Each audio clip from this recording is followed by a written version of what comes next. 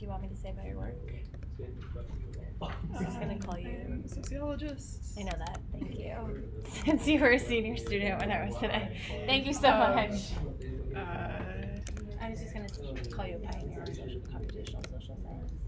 Particularly in computational text analysis. But also now you're doing new stuff. Image analysis, but really mixing qualitative and quantitative. I think is where I want to be. Great. Okay, while you're setting up, I will. Okay, I think is this our last SICSS speaker? Besides us. Yeah, so our closing outside speaker, let's welcome Laura Nelson. She is a sociologist here at Northeastern, but she did her PhD at Berkeley in the social department, and she also postdoced at Northwestern. Yeah, I know, but in the business school or Kellogg. Yeah, so in the business school, and she's really, I think, one of the pioneers of computational social science. I actually took Laura's class as a doctoral student. And she was a senior student when I was a junior student, so she was one of the first reviewers of my own work. She specializes in computational text analysis, and now, as I've recently learned through Jeff, also image analysis, and really is someone to talk to about blending like mixed research methods and putting computational methods in dialogue with qualitative research. So, yeah, thank you for coming. Thanks. Over here. See if this setup works. Thanks for having me. I'm really excited that you have organized a Boston version of this. I really think SICSS, that's what you're calling it? SICSS is going to and is changing the way that we're training our graduate students in computational methods. I'm super excited when it first started. I'm excited about it now, and I'm really excited that there's a Boston wing or version because the Boston community is strong here, but we don't always talk to each other. We don't always get together across schools, so I'm really excited to be here.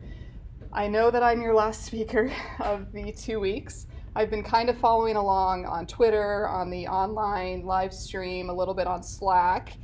Let's see if this works here. So this is what I'm imagining your brain is. Can you take one step back? Yep. Just your head is cut off on the left. That's how I feel. Yes. You should show that at orientation. So just following from afar and not really being here for the 2 weeks, I'm imagining this is what your brains are. And so I want to take my opportunity as being the last speaker at the end of these 2 intense weeks to take a step back and actually think about a bigger picture, kind of a broader reason behind all of this. So I am going to invite you, just as he's taking a step back from his microscope, to take a step back from your computer, shut down well, you don't have to shut down your computers, but hypothetically or heuristically shut down your computers, and let's think about what we're doing, why we're computational social scientists, why we're scientists in the first place, and what we can do with the work that we're doing. And I am going to talk about text as data, so I will talk about how we can apply this stuff to text as data and what I think is the best approach to using text as data. But first I want to talk about science as a vocation. So you've learned a lot of awesome, cool tools. You saw how to make an awesome map using the STM package. But what I think makes a good scientist, and I think most people think this, is that we're really passionate about questions. There is some burning question that we have about the social world that we really want to answer. If we wanted to make money, we would go into industry, we would go into finance. If we're a scientist in academia, we want to answer questions about the world, and if you're a social scientist, about the social world. Science is not a technical position, it is a vocation. And so I want to reflect a little bit and invite you to reflect a little bit on what that means with the work that we're doing here in computational social science. I'm a sociologist. This is what we do in theory in our first semester in sociology, is we learn about the 3 fathers of sociology, Marx, Durkheim, and Weber. So I want to talk about these ideal types as approaches to social science, computational social science as well, and just think about epistemology for a second. Again, I'm asking you to reflect a little bit on what we're doing here. I know I'm stepping close. Sorry, I need to... Where's my mouse? Yeah, I see it. Okay. So I'm not going to talk about Marx, the guy on the left, but I would love if anybody wants to talk about the relevance of Marx to computational social science, let's do it, maybe at dinner. What I do want to talk about is Durkheim. So Durkheim is probably, whether you know it or not, the paradigm that you're most common working under in computational social sciences. So he, and along with Comte, is kind of the positivist.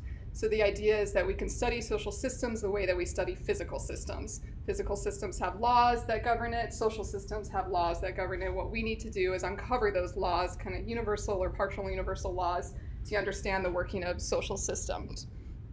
And that's probably the dominant paradigm in computational social science. It's a good one. It's what a lot of us are working under.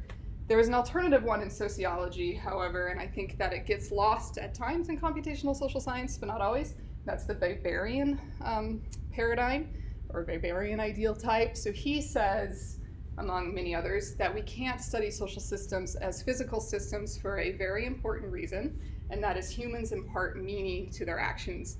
At our base, we're meaning-making things, people. And so if we can't study social systems the way we study physical systems, because what we really should be understanding is the meaning-making function of these social systems and the motivation behind behavior. We're not just atoms that bounce off each other. We have a motivation to our actions. And if you truly want to understand the way a social system works, you need to understand the meaning or the motivation behind actions. So that's the kind of Weberian, and the way we talk about this, or the word we use, is Verstehen. So instead of positivist, it's Verstehen. So we need to understand this meaning-making function. He gave a lecture in 1916, 1919, there's debates about when he gave it, called Science as a Vocation, which he paired with Politics as a Vocation. I am mangling Weber here, so for you Weberians in the audience, don't at me on this one. I know I'm getting him wrong because I want him to serve my purpose here. But he talks about science as a vocation, and the important thing here is that science presupposes that what is yielded by scientific work is important in the sense that it's worth being known. And we can't know what's worth being known through science. We can't scientifically determine what is worth being known. So we have to have recourse to some ultimate meaning, ultimate value system to know what is worth being known in science, and that can't be determined by science. And when he was talking in 1915, he bemoaned a little bit, well, he observed the fact that rationalization and what he called intellectualization were leading to the disenchantment of the world. Because we were trying to count everything, we were trying to calculate everything, we lost sight of the meaning of that, what we were actually trying to understand. So the idea that we can just throw calculations, throw numbers at everything, and that can somehow help us understand our lives, our social world, where we're living, was, for him, in my interpretation of him, was quite false. And so he wanted to bring back the value system to understand what we were studying. We're in a very interesting moment here, I think, in general in science, and I'm bringing in academic Twitter here, so my colleague, who's on as I know, Michelle Estefan, I think captured it really well on this tweet here. Psychology research doesn't replicate. If you guys aren't up on the latest in the psychology research doesn't replicate thing, we should talk about what's going on in that world, because it's a fascinating kind of debate to follow, the replication in psychology research. Work in the humanities allows for near infinite range of interpretations. Do you guys follow the so-called squared controversy? A group of people wrote a bunch of fake papers that they sent to humanities journals, and some of them got published, one of them won an award, and the claim was that humanities had, whatever. It was like this whole thing about intellectualization, but there's this idea that we need to kind of dig into what we're actually doing in the humanities. Social sciences can't really predict anything. Did you watch the Brandon Stewart talk this year here? So he was talking about, oh no, this was last year, sorry. So somebody last year gave this talk that we are great at estimating things in the social sciences. OLS is great at estimating things, but by nature that's overfitting, so we can't predict anything from it. Social sciences are really bad at predicting because all the methods we use are essentially overfitting to our data. So social sciences can't predict anything, and we don't really know what description is in academia. What does it do? Is it explanation? So there's all these debates going on within like academia about what it means to be a scientist, and now we throw machine learning on the pile, and I'm sure you've seen this before. This is your machine learning system? Yeah, just pour the data in and an answer comes out the other side. All right. So what the hell is going on with machine learning? It's a black box algorithm. We get answers, but do we know if they're right? So given this kind of moment we're in where things aren't replicating, we have black box algorithms, I really do want to take a step back and think about what it means to be a scientist. And to do that, I want to talk about danger zones. So you guys are doing your own final projects right now. You're about to be released into the world to do projects on your own. So I want to caution you with kind of 4 particularly seductive danger zone areas that are easy to fall into, or traps that are easy to fall into here, and how to avoid them. And then I'm going to apply this to specifically using text as data and the way I think we should be approaching text as data. And my guess is that the way I think we should approach it is not the norm. Speaking of norms, not the norm in academia. So you are welcome to fight with me on it. See where that ends up. So these are kind of the 4 danger zones that I want to talk about. And I'll go through each one and then apply it to text as data. What is worth being known? So I talked about those questions of like, what is the value of science? Science can't determine what the value of science is. We want to know more about the social world, but it's sometimes difficult to really think about what is worth being known, especially when it comes to computational social science. So I'll use another Twitter example here. So this is a discussion about the differences between epistemology and economics. I would substitute sociology here and it would be equally as valid. So sociologists want to get close to the right answer as you can with the resources available for any given question. We start with a question, we try to answer it as best as possible. Economics only attempts to answer questions for which you have a reasonable chance of getting something close to the right answer. Causal identification, right? If you can't do causal identification, you're not going to ask the question. One of my favorite economists, Trayvon Logan, says, I love that he calls them econs. He's an economist. He says, are we avoiding good questions because we can't get the right answer? Look, I love causal identification. I think it's really important. It's really hard. I think it limits us in the questions we're asking. Doesn't mean you can't answer good questions, ask good questions with causal identification, but it is really important for us to reflect on what questions we're not answering if we do that, and what are the really truly important questions that are meaningful to you. And of course, I can't tell you that because I have to put this in every talk I give just because I love Jurassic Park so much. Nobody can really tell you what a good question is. It has to come from you, but I'm just asking you to reflect on it as you do your project, as you go forward, your project here, but as you go forward as well. Just pause and say, hey, what is the question I'm really trying to answer? How am I going to learn something about the social world? And I think it should always come down to this. Does the answer increase the general knowledge of the social world or the human condition? And I'm sure all of you here, that is definitely going to be the case, but that's not always the case in the projects that I've seen, even published projects, which I'm going to talk about a little bit here. But always pausing to reflect on this. Am I increasing the general knowledge of the social world or the human condition? And this is related to another kind of danger zone, which is implausible mechanisms. Who has heard of the Hungry Judge study? Some of you. All right, so this came out in 2011 and has now been thoroughly debunked. They looked at parole hearings in the Israel court and found, I'm trying not to get out of the video screen, sorry, but they found that at the beginning of each session, the favorable hearings, which means yes, we grant you parole, was around 65%, and it dropped to 0% by the end of the session. And the claim was that judges get hungry and they get cranky when they get hungry, and they're less likely to give favorable decisions when they're cranky and hungry. So don't make decisions, don't do reviews, don't grade when you're hungry, was the conclusion, 2011. What's the problem with this? Why is this Yeah, it just sounds completely implausible. Like, the idea of zero just sounds crazy. Yeah. Yeah. I know why it was debunked. Yeah. Well, there's a few things. One, like, it's not random, the order in That's which right. Defendants are presented. That's right. To choosing to take a break is a bit endogenous. Yes. And yeah. Yeah, so that's the big reason, is the order in which cases are presented within each session is not random. So if you're not represented by attorney, you always go last, and the chance that you'll get a favorable decision if you're not represented, it's very close to zero. So these are because the prisoner was not represented. And then within each lawyers would represent multiple cases, they would put their easiest case first, and they would put their hardest case last. So we're getting this easy case, hard case, easy case, hard case. So it's totally, it has nothing to do with being hungry. But more importantly here, and this is the more important part, is the effect size is enormous. It's enormous. And to say that we would see this effect size because you get cranky when you're hungry, we would have legislation about this. We would have tests saying you can't drive while hungry. You would have to eat a certain amount when you're doing surgeries. I mean, you would know it. You would feel it yourself. You getting so just simply looking at this and seeing that effect size and saying cranky judges are not giving favorable. I mean, it should immediately trigger the implausibility thing in you, regardless of what you know about the order cases. So this study told us exactly zero about the human condition, about the social world. It told us nothing, and they should have known this because of the implausibility. This is one example. I'm happy to give you more examples of these studies that were statistically fine, but the mechanism was very implausible.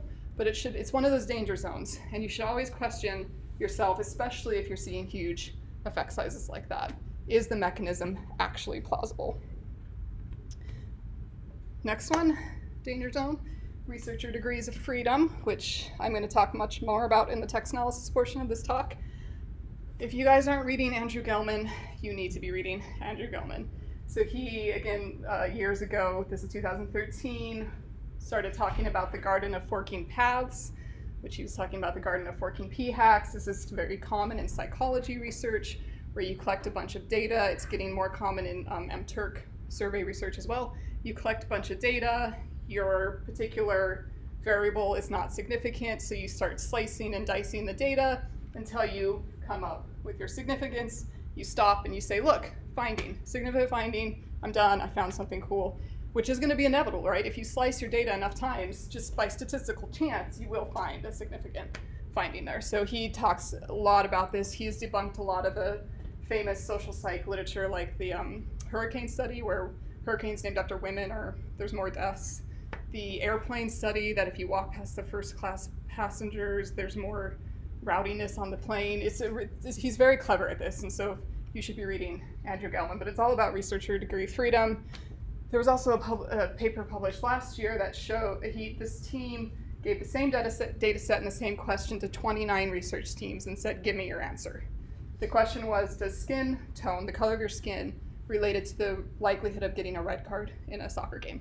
And so these 29 teams took the data set and they found everything from highly significant, yes, you're more likely to get a red card if you have darker skin, to a negative relationship here. So all of these statistical decisions were defensible. Nobody did anything wrong, but because of the decisions that they made along the way, they're getting these very different answers. And the only thing there is, and I'm gonna again talk about this more later, recognize that you're making decisions.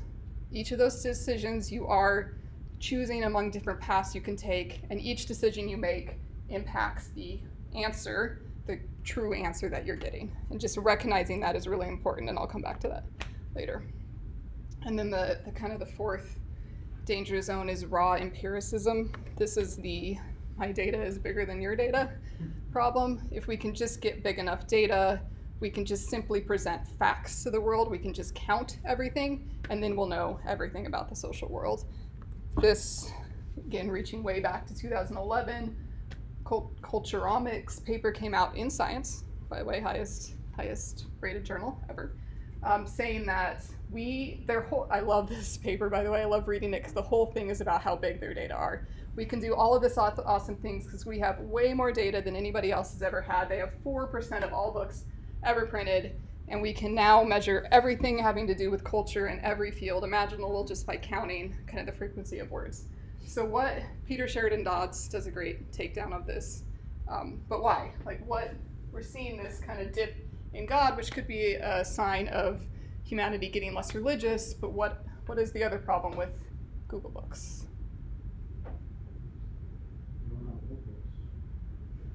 We probably have more newer books than old books, which is a sign of a bigger problem, which is it's not a random sample of books. It's 4%, but we have no idea what the hell is in that 4%. It was what they had access to, what they got copyright to, the books that nobody fought over. We have no idea what's in that 4%. So actually, we can say nothing except what's in 4% of some section of 4% of something that humanity has made. It's probably all in English as Language is a big thing. Yep, language is a big. And here, Peter Sheridan Dodds points out that right around this time, they put an influx of science journals into that 4%. By definition, the mentions of God are probably going to go down if you put a bunch of chemistry journals in there. So this isn't saying anything about the religiosity of humanity. We don't know what it's saying is the point. And so this idea, but even if it was random, even if we had all the books ever printed, that's still just throwing those raw facts out there is still not telling us anything about the social world. We still have to answer those questions and make that inference. So we can't simply, there is this tendency, people like Brian Utsi, who I respect a lot at Kellogg School of Management, says we can throw away theory now because we can measure everything. We don't need theory if you can observe everything. That has turned out to not be the case. We really still need theory. We really need that intuition behind mechanisms because we get into some very bizarro places if we don't have it. Okay, I do want to talk about Texas data. So pause there. Any thoughts? Yeah. So you had the slide that said things worth knowing are things, questions you should answer. And then you brought up some examples of facts that really were not worth knowing because the mechanism was wrong and stuff. But what about, I think maybe whoever, when he was writing that, he wasn't considering ethics. So what about ethics of knowing something? Maybe, for example, deep fake. Mm-hmm. In terms of technology, it's a good thing to have, but do we really want to have a technology That does that in this time and age and time. Actually, Weber was very much talking about ethics. And what he was saying is that ethics isn't going to come from science. Ethics is going to come from philosophy. So I think what he is saying is science can make the deep fake. And that's great. Like we that tool could be used. To know whether or not we should make it, we can't ask the engineer that question. We need to ask the philosopher. It might be the same person, right? The engineer might be a philosopher. But we have to go to the realm of philosophy to answer that question of whether or not we should make it. And that's his point. So he actually wanted to imbue science very much with ethics. But he wanted to emphasize that ethics can't come from the scientific method. It has to come from a value system, a philosophical ethics value system. So he would say we need to ask that question and we need to go to the philosopher to answer that question. Yeah.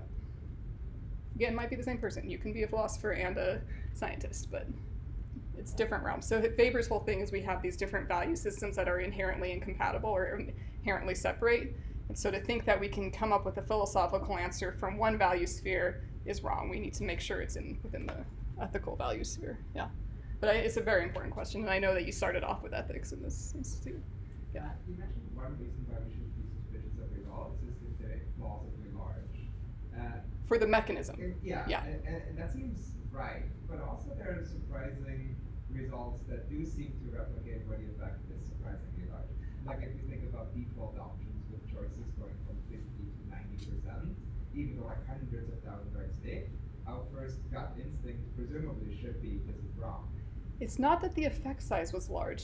It was that to attribute that effect size to hunger is the implausible thing. I think that we might see very large, that it's not the fact that if you see a large effect size, but if you see a large effect size and you say that there's no rational explanation for it, it must be due to hunger, that's fine, but then start to think about, okay, what if that was all of society became that irrational when they're hungry? What would we see?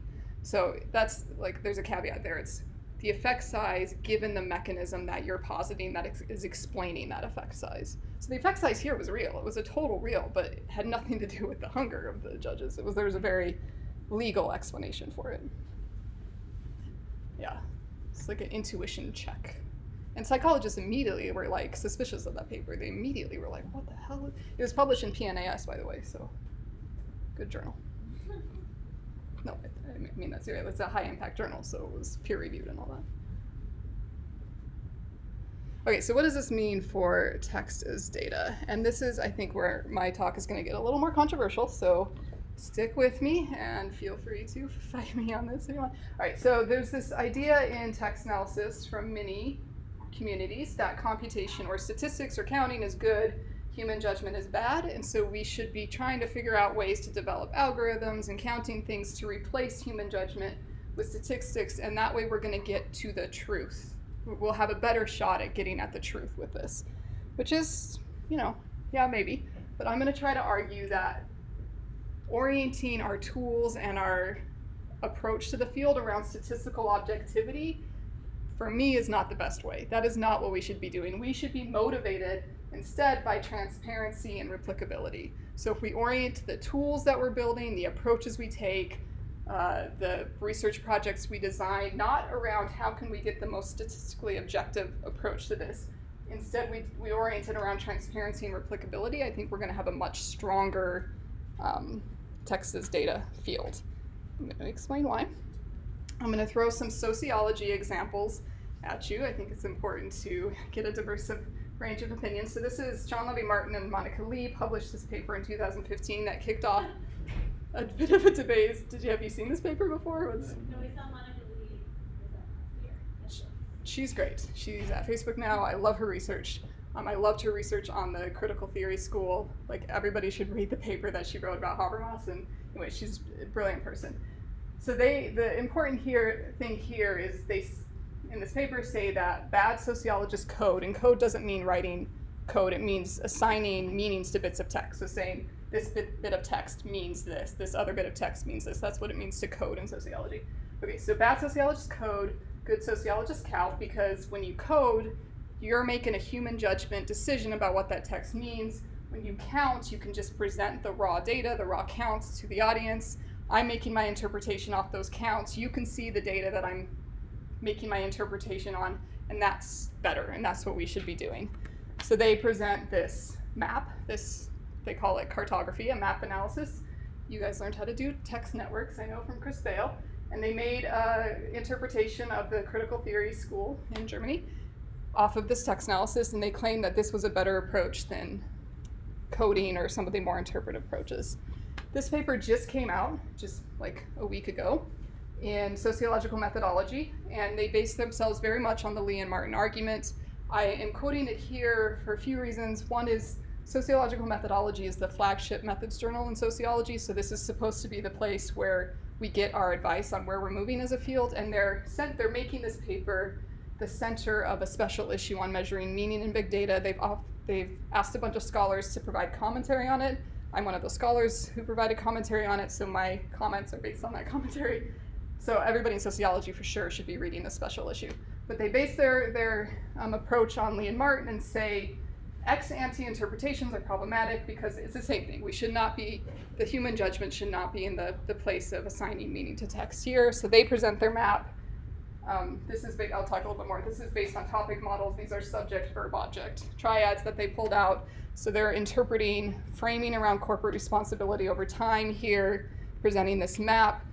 Now that you folks have done some text analysis, do you see a contradiction in the way that they're framing their approach and what they're doing here, knowing what you know about text analysis?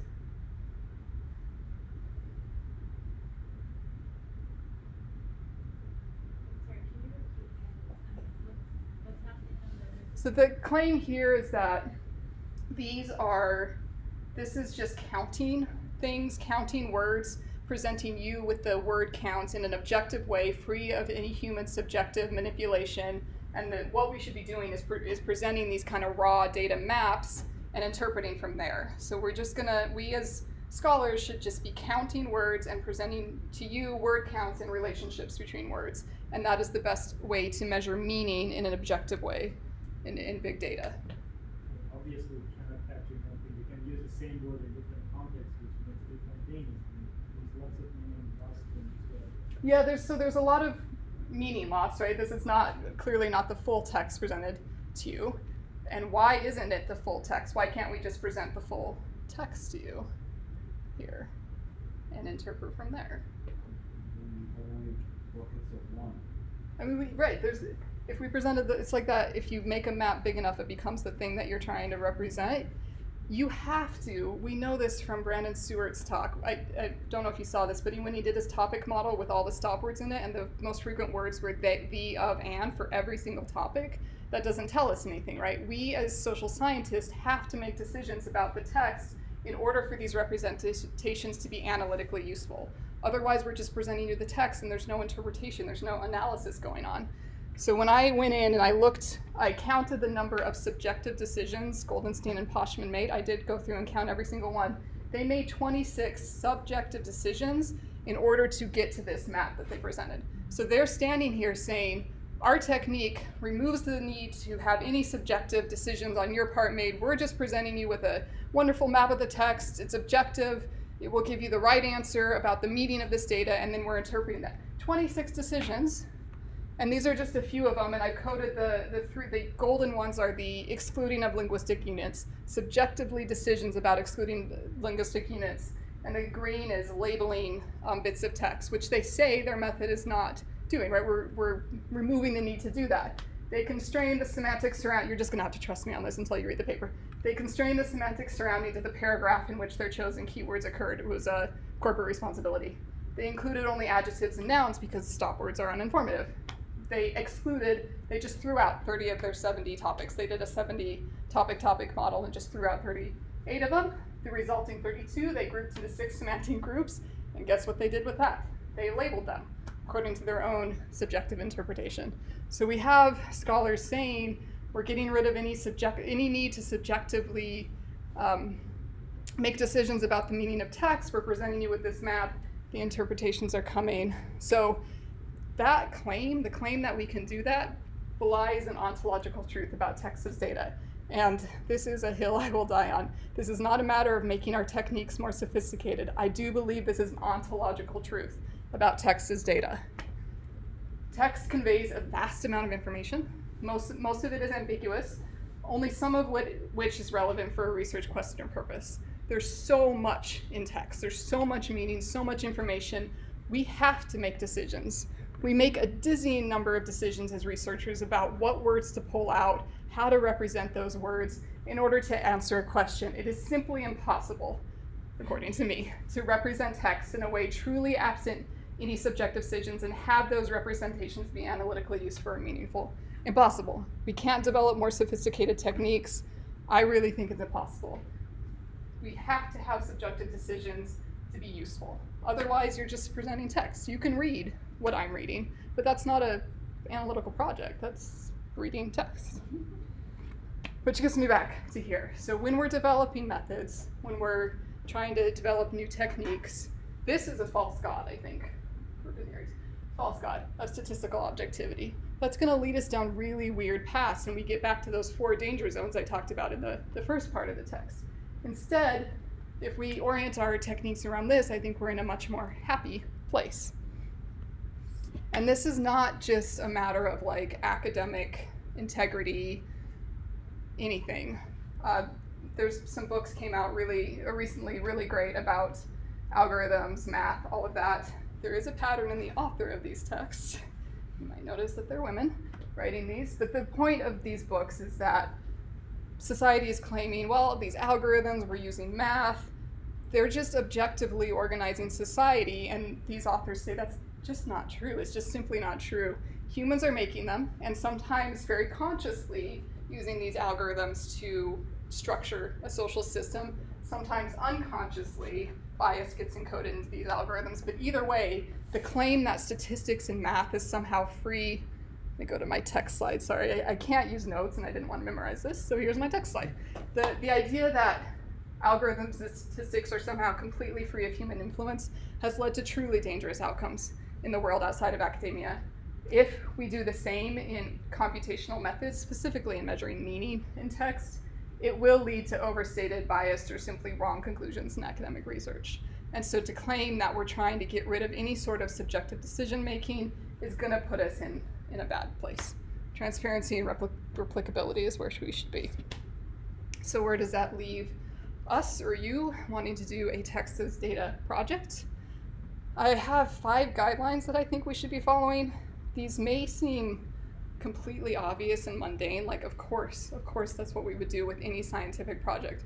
But I actually think they get overlooked in a lot of text analysis projects. So I think it's really important for us all to reflect on these 5 questions, every time we do a text analysis project and multiple times through the life cycle of the project. First one.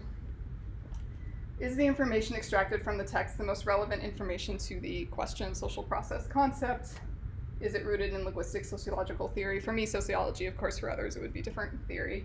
Was there any relevant information the authors failed to extract that can challenge their conclusion? Again, seems obvious, but it's important. Why? Because the techniques that we're using are information extraction techniques, right? Topic modeling, part of speech tagging, they were designed by natural language processing people to extract information from text.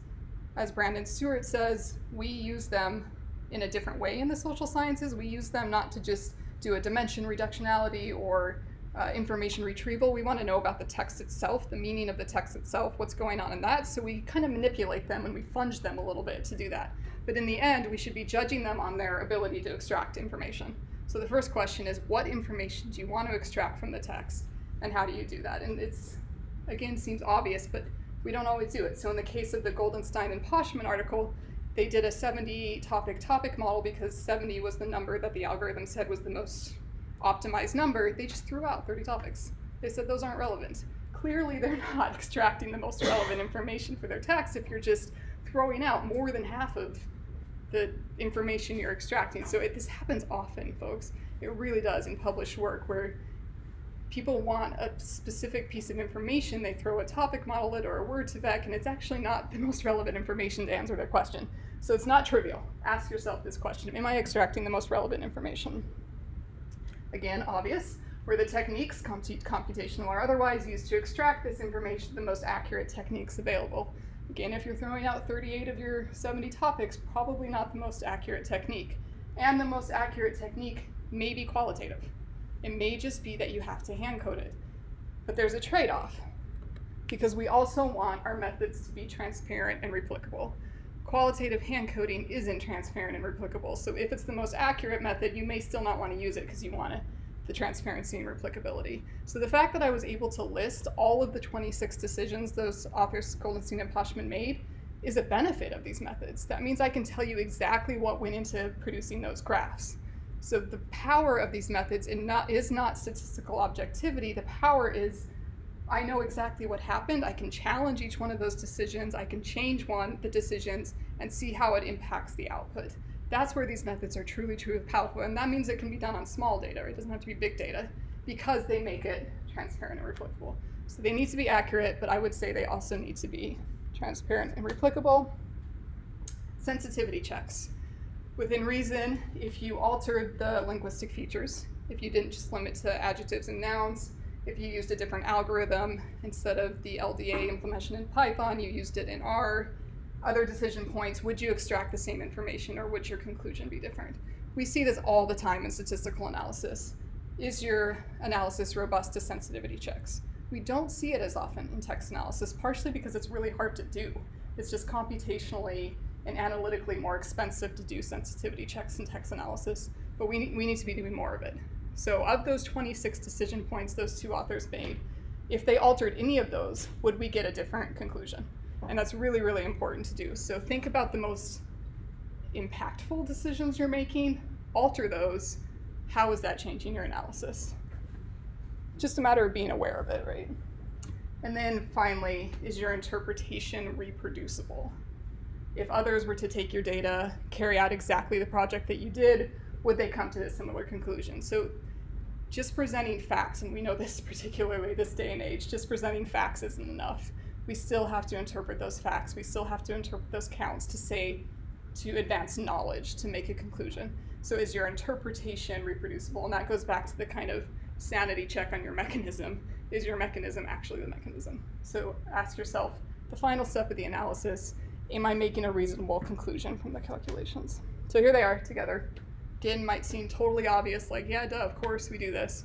Doesn't have it enough in text analysis, and I think it bears repeating or saying, especially now that you're finishing up your own group projects and you're going to do your own, to just every once in a while stop yourself, put a check on, ask yourself these 5 questions, and then carry on and advance knowledge about the social work. All right, final thing. This is the quokka. the happiest animal on Earth, according to science. I want us to be the quokka of scientists, the happy animal. So to do that, to be the quokka, ask questions that are worth being known. I'm not going to tell you what those questions are. You have to determine that from philosophy, your value system. Plausible mechanisms, strong theory. Just because we have big data doesn't mean we don't need theory.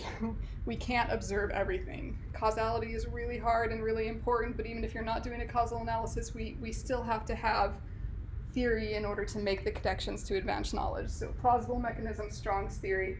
And here is where many people might disagree with me. Embrace and acknowledge the researcher degrees of freedom. I don't think we should be trying to get rid of researcher degree freedom. It's fine that they're there, and in fact, in some cases, particularly when measuring meaning in text data, they're necessary. Instead, we should acknowledge them and saying, here are the points where I made a decision that it could impact the analysis. Otherwise, we're either lying to ourselves, and that's bad, we're over-interpreting results, and that's bad, or we're gonna just lead to meaningless maps of quantitative data that don't tell us anything. So here's my kind of proposal for how we can be happy scientists. Quokka scientists. That's all. Thanks. There's references here, but we can get back to that.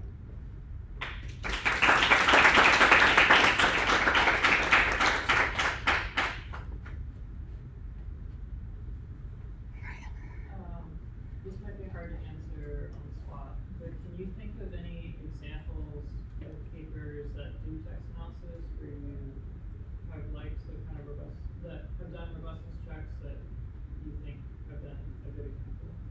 Sensitivity checks. I mean, it hasn't become a norm in social science. You guys have talked about the Sperling article that showed the importance of the pre-processing steps. I don't know. It was mentioned briefly By Brandon, right? Yeah, so they offer some suggestions on how you can quantify the effects of your pre-processing choices. I think Chris Bale did this really good in the cognitive emotional currents article that was published in ASR. I thought he did pretty well. I do think that it just doesn't happen very often, and people who have actually done text analysis, right, you probably know how hard it is to do, right? Because it's hard to calibrate a topic model, and then to think you have to recalibrate that and do the whole research process, and then how many times do you do that, how many of your decision points, and it also emphasizes just how many decision points we make to get to any model of text. It's very difficult, so I would actually love to brainstorm what that would look like, how we could create a really robust model of here are the sensitivity checks you need to do to meet the kind of bare minimum. If you have, I think that actually would be a really useful paper to put out there. And it could be based on who's the first author on that paper? I hate using oh yeah. And then David Bamman also has some interesting work in this area. You could base it off of.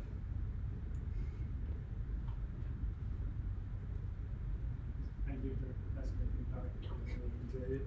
It's just more common of question. I think this narrative that we had started with your time is trying to do the same thing with doing science, doing social science. Yeah.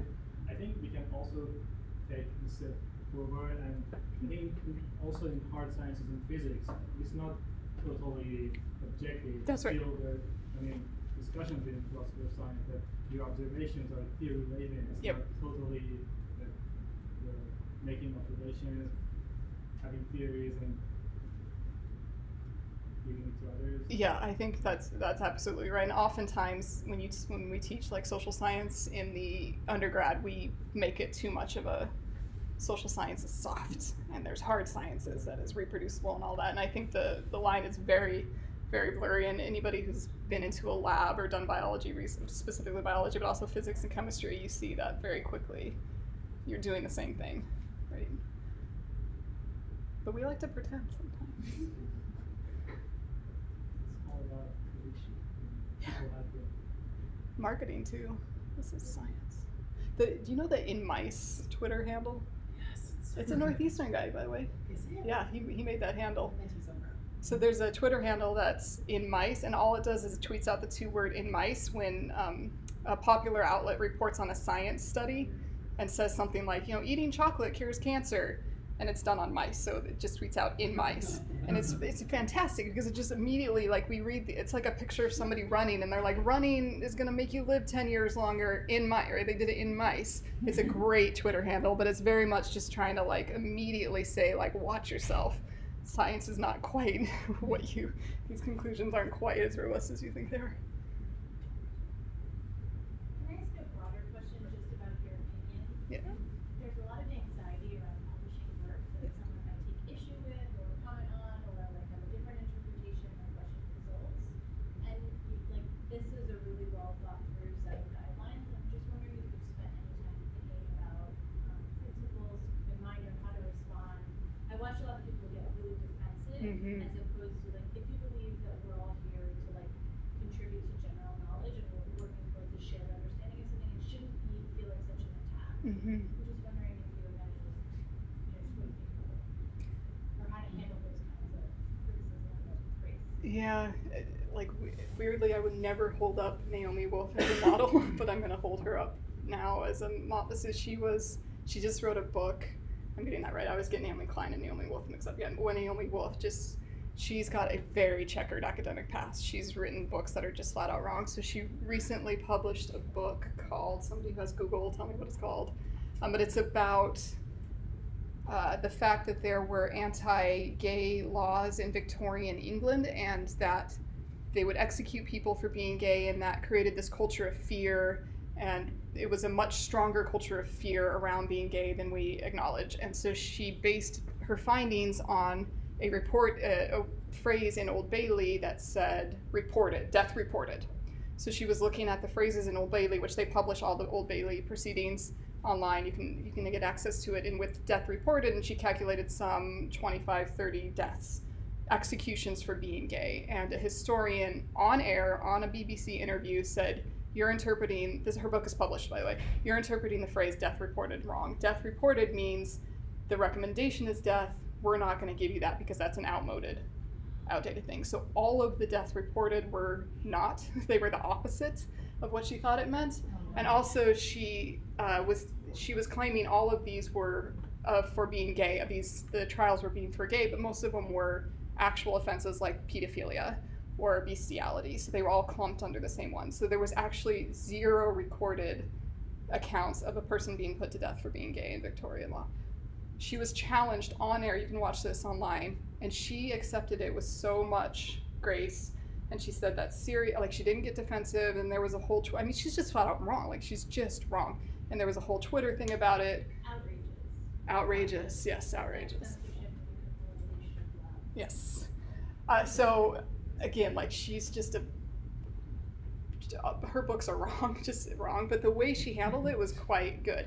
And the way that the questioner handled it was quite good as well. He didn't sensationalize it, like he didn't, even in the Twitter stream afterwards. So I think that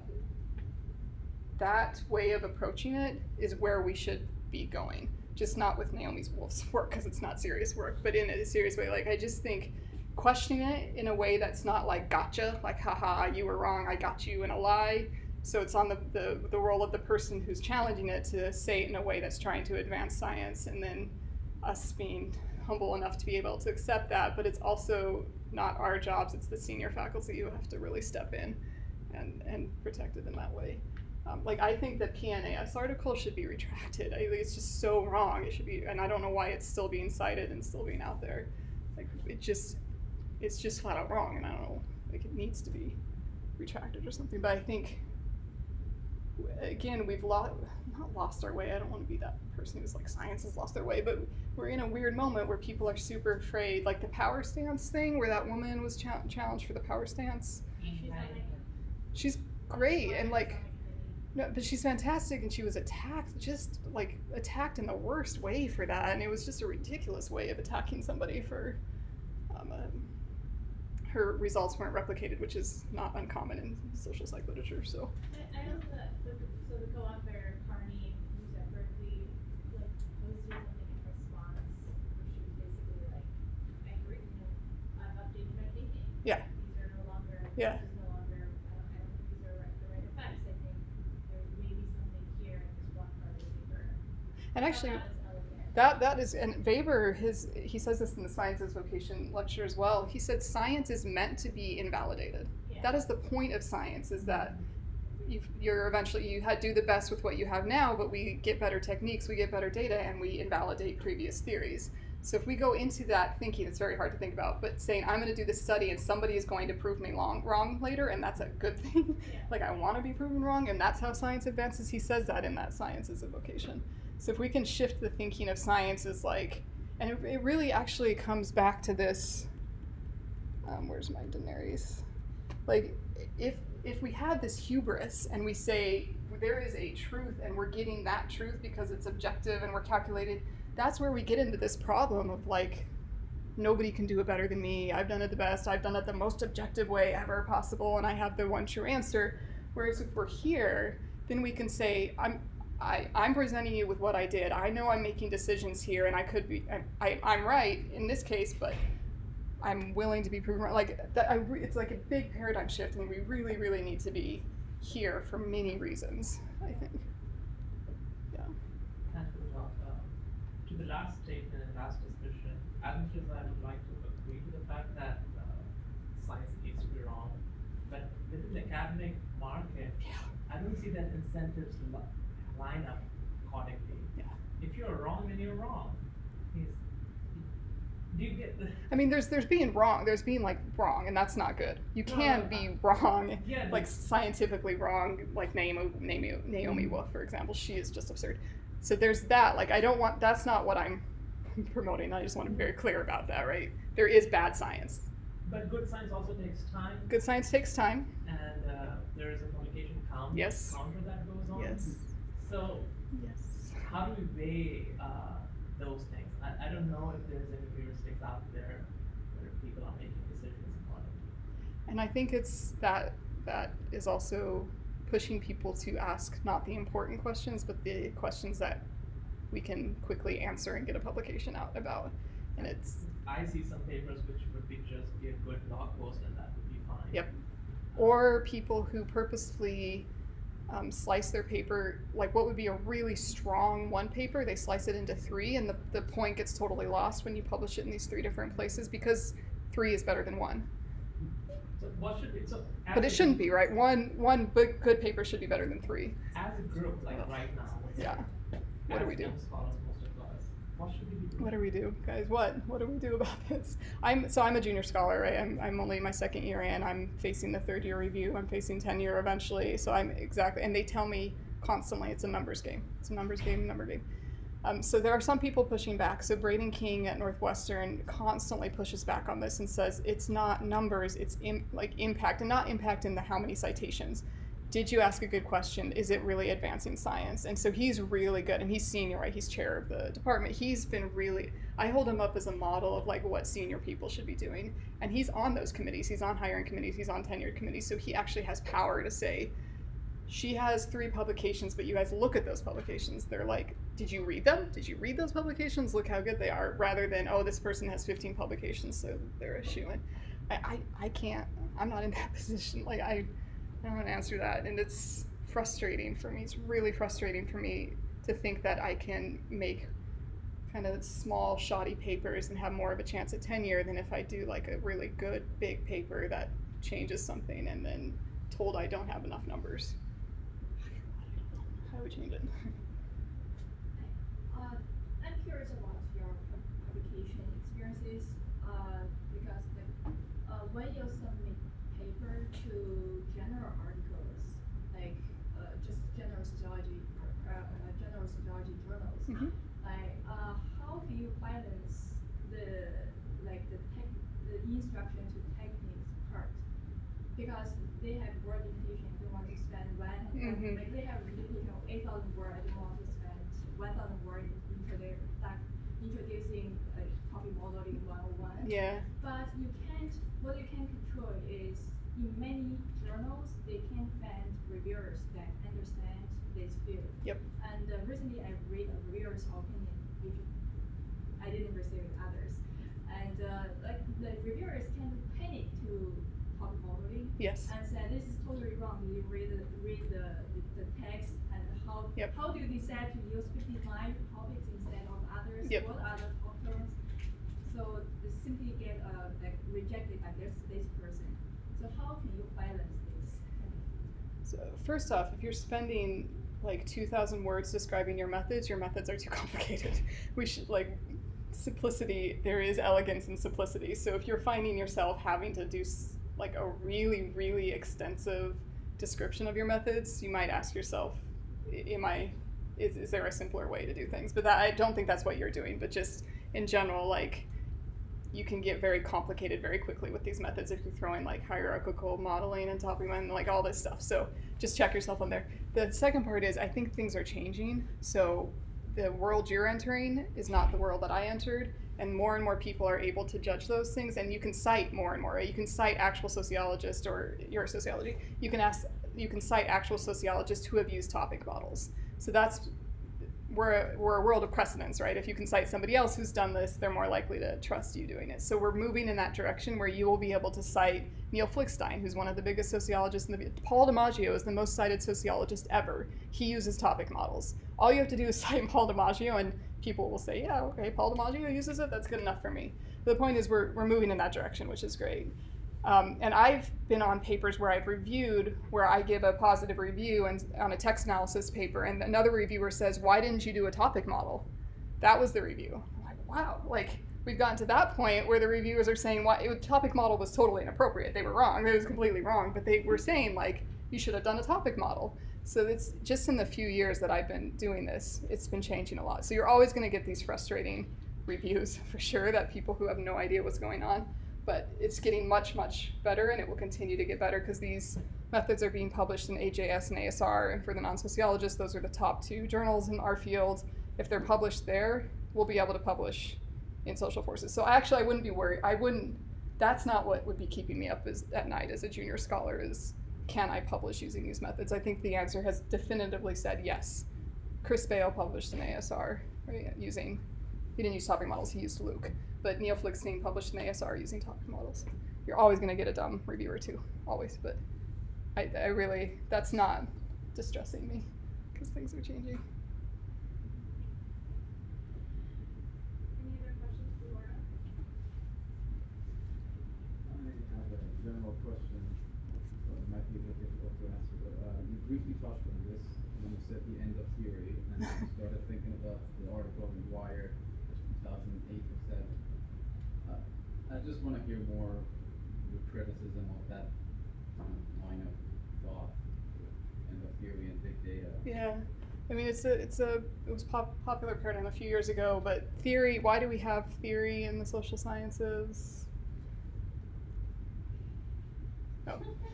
Because theory is there for things we can't directly observe, right? That's the idea, is that we need a theory because we can't directly observe some mechanisms, a lot of relationships we can't directly observe. So we use social data, we say the data suggests this, I'm gonna conclude this, and that connection is not directly observable. So we need a theory, a plausible theory that's built on knowledge of the social world and that to make that connection. So then the idea is, well, if we can measure everything, if we can observe everything, we no longer need theory because theory is specifically for those things that we can't observe.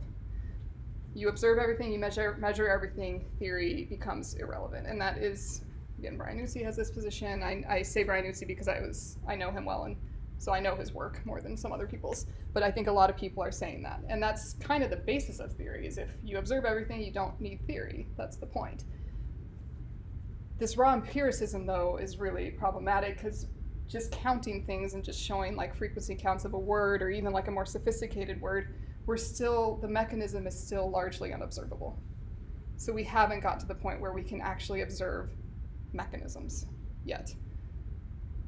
We still need theory to get from we're still dealing with data. We use data to make a claim about the social world, an unobservable claim about the social world. Mechanism if you can Predict? have all the data that you can say, okay, this leads to that. Yeah, so prediction is a thing, right? And that's computer science, is we just need to have an accurate prediction. We don't care about the mechanism, we just want to be able to predict where the next disease outbreak is, we don't care. Or even causal. Causal. Causally say, but do you need the mechanism for that? I mean, I would say almost universally, prediction is one thing. If you simply just want to predict something, then no, you don't need a mechanism. but you're not explaining at that point. And social sciences sit more in the explanation camp. We want to explain typically. Computer scientists want to predict, and there is benefit in prediction. Like, I think that's a really important thing to do, and so that is a different, I'm talking about social science, which is based on explanation. So women make less wages than men. Can we directly observe why? We can show lots of data for it. We still can't. I mean, we've tried with discrimination, right? So like a woman and a man give the same pitch and the man gets rated better. That's a direct observation, but that only explains a very small part of the difference. We're still at a point where we actually can't directly observe that mechanism, even though we can use that data to make a prediction. There is value in prediction, and social science is bad at prediction in most cases. Yeah. I think you need a mechanism if you want to change something. Not no, if you want to explain something. That would be my claim.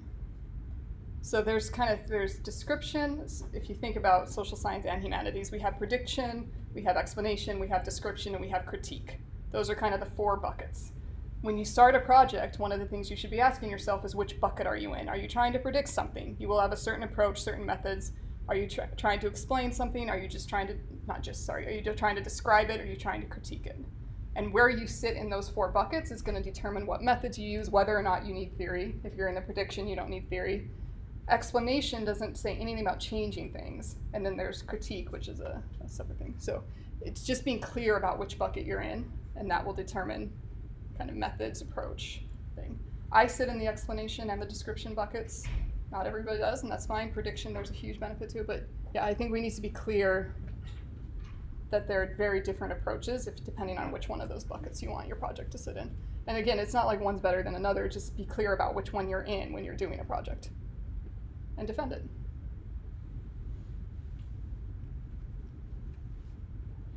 Thank you so much. Thank you.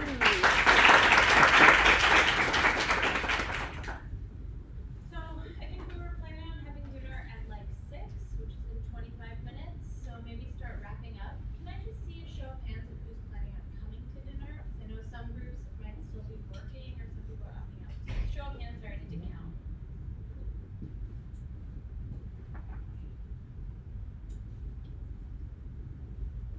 Okay, thanks. Okay, so maybe hang out if you want to grab Laura. We'll all be hanging out. Not literally, yeah. If you want to take the opportunity to speak with Laura. It was also just like, it was really good that you came on the last day Was it? after we did everything, because like I think we had to make a lot of these decisions in our group projects, so we can like really identify with everything you were saying, and it's like, yep, I just had to delete that thing, that didn't make sense, but like. So we-